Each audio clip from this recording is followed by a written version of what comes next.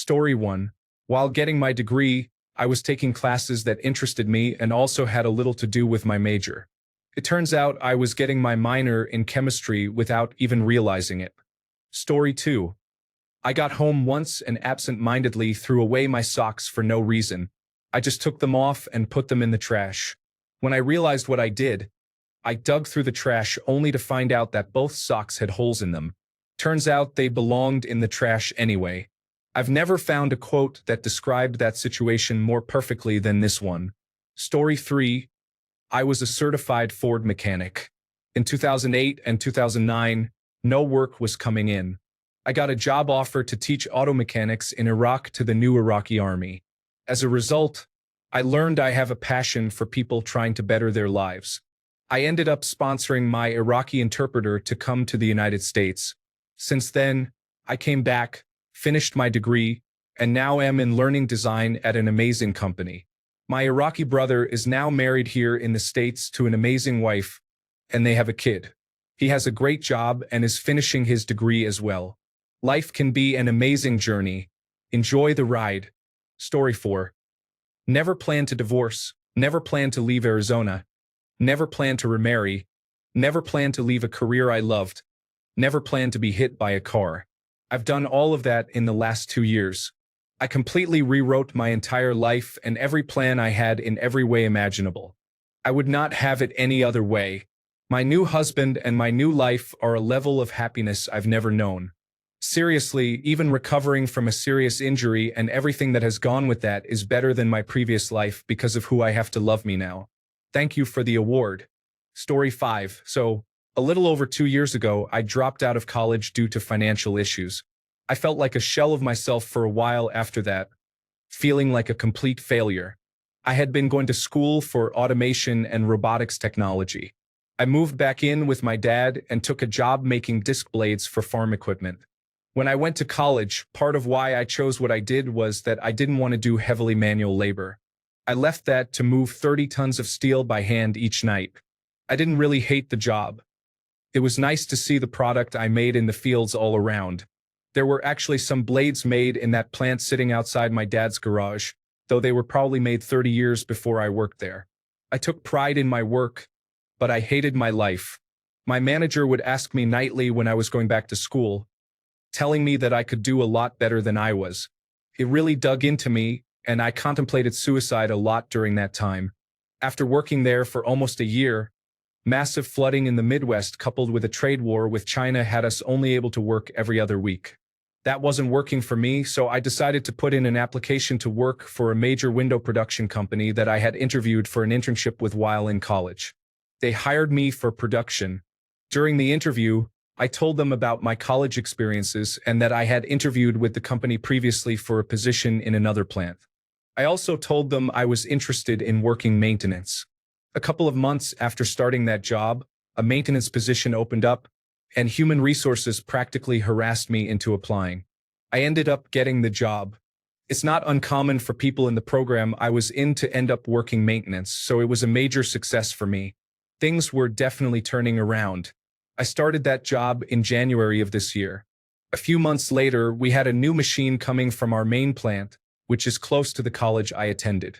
I recognized one of the guys who came to help set it up. He was in college with me. I went and talked to him, and it was great to catch up. The best part was seeing that I was in the same position as someone who had completed the program. That was when I realized how far I had come from when I dropped out. I was not a failure. Despite everything, I was succeeding. The odds were not in my favor, but I was pulling through. Fast forward to last September, 2 years to the day since I dropped out 1 week after my birthday. My job started sending me back to school, paying me to go to class. That was the day it really hit me. I was exactly where I belonged. This is what I have wanted for so long. This is my dream job. I make great money, and I love the work I do. The company I work for is great to its employees. This is it. I can't put into words how lucky I am. So many people search their whole lives and never find a place where they fit in like this. This is not the first time I have typed this out, but every time, it brings tears to my eyes. I don't know many people who are as happy with their lives as I am, and I just feel so lucky. Story 6. In the 1990s, I lived in Springfield, Missouri, and absolutely loved it there, never wanting to be anywhere else. My wife finished college and got a job in another state not far away. I didn't want to move there, but did reluctantly. Within a couple of years, I absolutely loved it there. Made a ton of friends, had a great job, and couldn't imagine being anywhere else. Lived there 20 years and thought it would be where I die. Last year we moved to Connecticut, again for my wife's job, and I love it here too and can't really imagine moving back. Turns out it's not the place I live, but who I live with that matters. My wife is my home, and where she is where I need to be. Thanks for all the awards and comments. I now understand what people mean when they write, "My inbox blew up." I hope you all have a great holiday season and stay safe and healthy. Story 7. When I was younger, I used to sleepwalk.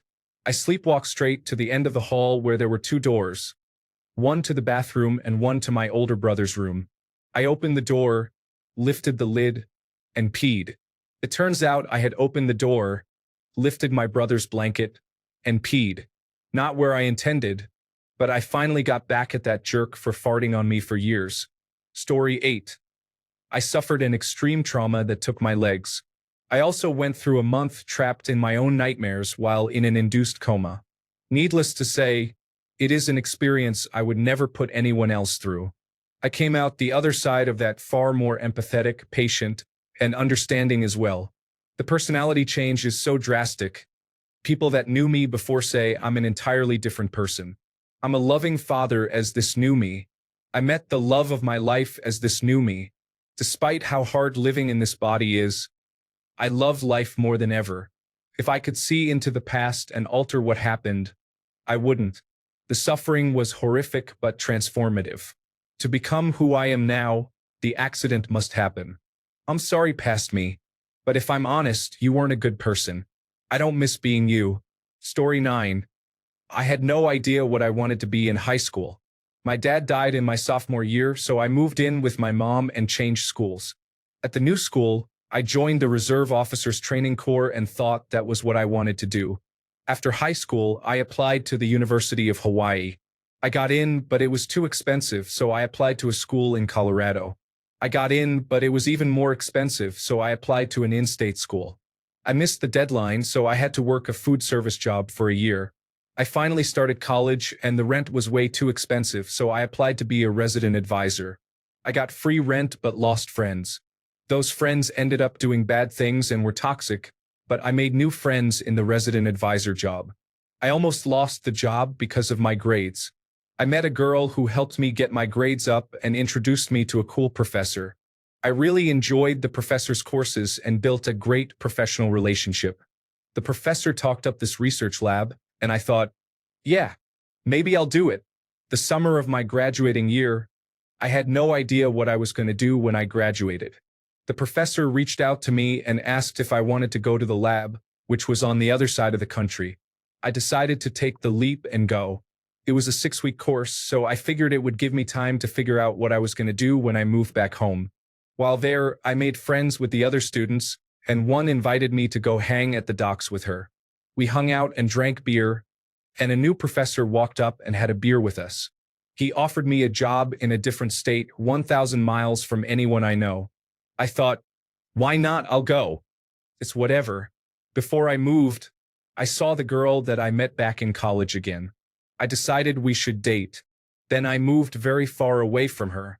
Now I'm sitting here working as a marine biologist, about to start my Doctor of Philosophy, in a new state at a prestigious university, with my girlfriend maybe moving in with me with plenty of positions in her field near me, earning more than I ever thought I would, getting a full-ride scholarship, having my own place and car, feeling quite successful, all because my dad died. Story 10. It took several years to conceive our son. By the time he was 3 years old, we had tried many times with medical assistance for a second. We gave up and started an adoption. Well, after we got all the paperwork together and sent it off to China, we found out my wife was expecting. Okay, we can deal with that. As my wife put it, what's the worst that could happen? But the ultrasound showed that it was twins. So my kids are 18, 14, 14, and 14 now. It's not what we would have ever planned, but I wouldn't trade it for anything. Edit. Ascribing it all to stress seems to be common. That comes across as telling them it's all in your head and blaming them for the years of infertility and often multiple miscarriages they have suffered. Dealing with infertility itself causes stress far more than stress causes infertility. Story 11. In college, it was my dream to get an internship at Harley-Davidson. I rode a Harley, worked at a Harley dealer during the summers, and even though my grade point average wasn't perfect, I thought I was more than qualified for the job. I still do. I had a preliminary interview with them through a recruiting company, and I never even got to the second round. The internship I got ended up being a much better opportunity. It was only a few miles from my parents. I got a free gym membership to the gym next door, and the culture was great. Getting snubbed by Harley was just what I needed. Story 12. I feel like this every few weeks when I really help a kid or parent as a child psychologist. I must be where I need to be at least some of the time. Still, I wish I was a rock star though. Story 13. In the late 90s, I was in the Navy and getting ready to transfer to shore duty, so I was calling my detailer. He had orders for me to stay in Jacksonville or I could go somewhere else. I decided to wait and talk to my wife that night because she had mentioned wanting to move. When I talked to her, she said to take the orders in Jacksonville. That night, though, there was a huge snowstorm across the Midwest, and the detailers were not able to come to work for a week. By the time I was able to get back in touch with him, the orders were already taken. I had to move to Pensacola, then got orders to Italy, where my wife and I split up and got a divorce. In 2005, I retired from the Navy and ended up in California. I got a great job, which I still have, and remarried. We now live in Texas and have twin 8-year-old girls. I couldn't imagine my life without them. It's not where I intended to be, but this is where I belong. Story 14. In the summer of 2011, I was doing my school placement in Ghana and had plans to travel to India after my 3 months were completed to visit a friend who was doing her placement there. I am from Canada. I realized right before I was supposed to go to India that my visa was only valid from the day I got it, not from the day I was planning to leave for India, so it was already invalid. I was disappointed but made my way home. The day before I was originally supposed to come home, I was invited out with a few friends that I used to work with. I ended up meeting my now husband.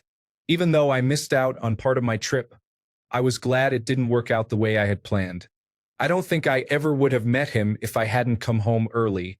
I wasn't the type to go out a lot, and I just happened to be working less since I was expected home so soon, so I had some free time. Story 15. Got a job in concert security somehow.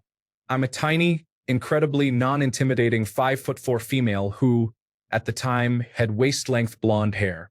I was terrified and had no idea what I was doing. Anything involving security is not something I ever imagined my quiet self doing, and it really shocks people when they find out. But I gained so much confidence from that job. You have to be pretty assertive to tell a sexist old redneck white guy that his pocket knife is not coming in, no matter how much of a tantrum he throws. I learned pretty quickly not to take any nonsense from people like that.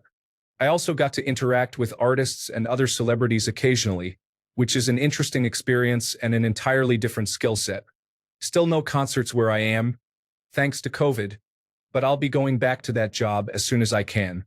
Story 16. COVID wrecked my plans to move away from my hometown. However, being in this area has provided me with opportunities to get a decent paying job. One I applied for a year ago but didn't get at the time, and to teach classes at a local community college. This has been a very valuable experience as I hope to someday go further in academia. The circumstances that allowed me to get this job were somewhat uncommon, so I was very lucky to have this opportunity here. I still want to move away after a year or two, but for now I'm in a good spot. Story 17. I ended up failing a class in college and had to hang out for an additional semester to retake it. During that next semester, on my way to class, I ran into a girl I knew from high school and we started talking. I hadn't seen her in about 5 years. This was in 2010. Married in 2013, first daughter in 2015, second daughter in 2016, and our third just this past June. Thank God I didn't understand organic chemistry. Story 18. And for those who do not end up there, from Random's point of view, this was all very weird. It was not that she wanted to be difficult, as such, it was just that she did not know how or what else to be. Who was this guy? What was this life she was supposed to lead? What was this world she was supposed to lead it in? And what was this universe that kept coming at her through her eyes and ears? What was it for? What did it want? She had been born in a spaceship that had been going from somewhere to somewhere else, and when it had gotten to somewhere else had only turned out to be another somewhere that you had to get to somewhere else again from, and so on. It was her normal expectation that she was supposed to be somewhere else. It was normal for her to feel that she was in the wrong place. Then, constant time travel had only compounded this problem, and had led to the feeling that she was not only always in the wrong place, but she was also almost always there at the wrong time. She did not notice that she felt this because it was the only way she ever felt, just as it never seemed odd to her that nearly everywhere she went, she needed either to wear weights or anti-gravity suits and usually special apparatus for breathing as well. The only places you could ever feel right were worlds you designed for yourself to inhabit virtual realities in the electric clubs. It had never occurred to her that the real universe was something you could actually fit into,